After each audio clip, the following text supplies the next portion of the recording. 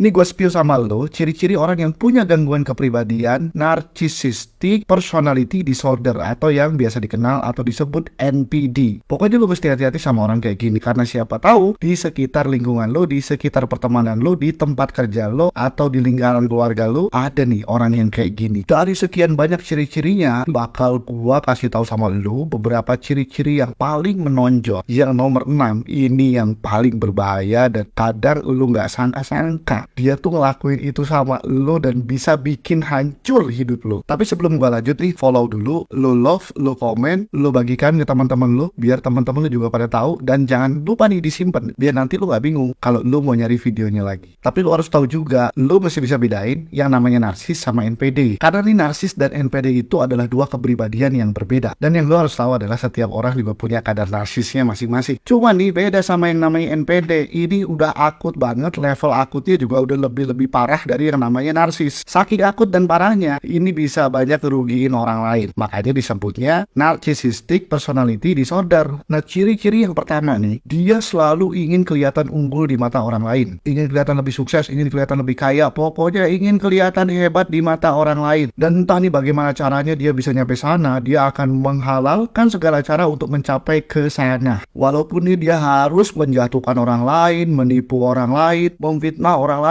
Pokoknya nih gimana caranya dia bisa mencapai apa yang dia mau. Terus ciri-ciri yang kedua nih, dia selalu cenderung ingin mengontrol yang namanya orang lain. Jadi intinya dia pengen ngontrol aja. Atau misalnya kalau di tempat kerja, biasanya tuh dia selalu mencari posisi-posisi yang bisa mengontrol orang lain. Dia bakal cari posisi-posisi center yang goalsnya itu, ya dia bisa atur semua orang di bawah kendalinya dia. Dan biasanya bukan cuma di lingkungan kerja, di lingkungan teman-teman itu dia sering banget yang namanya ngadu domba, memfitnah. Dan si NPD ini bener-bener suka yang namanya drama, drama. Karena itu bener-bener menjadi makanan egonya si NPD. Ego. Iya, egonya masih dikasih makan terus. Lapar, egonya lapar. Terus ciri-ciri yang ketiga nih, NPD itu nggak bisa dikritik. Dikritik dikit pun murka dia. Dia adalah orang dengan anti penolakan. Jadi kalau lu lagi berhadapan dengan si NPD, wah pokoknya dia nggak bakal mau kalah sama lu. Dikritik nggak mau, bisa-bisa, wah marah, murka, wah kacau. Yang keempat nih, orang NPD itu nggak punya rasa empati sama sekali. Sadis emang orang ini, benar-benar sadis. Dia nggak punya empati, nggak ada rasa kasihan, nggak ada rasa bersalah. Contoh nih, orang normal aja kalau denger atau ngelihat orang lagi sakit, kesusahan, ya pasti dong seenggaknya nih ada rasa yang namanya kasihan. Tapi lu tau nggak? Enggak buat orang NPD. Damn. Sekalipun orang itu sakit tuh gara-gara dia, orang itu jatuh gara-gara dia, orang itu terpuruk hidupnya gara-gara dia, nggak ada empatinya emang. Orang-orang di NPD nih emang kacau. Malah nih saking parahnya, dia tuh bisa seneng banget, happy banget kalau ngelihat lo terpuruk, lo sedih gara-gara dia. Wah, hidup lo kacau gara-gara dia, misalkan kayak gitu. Dalam hatinya senang.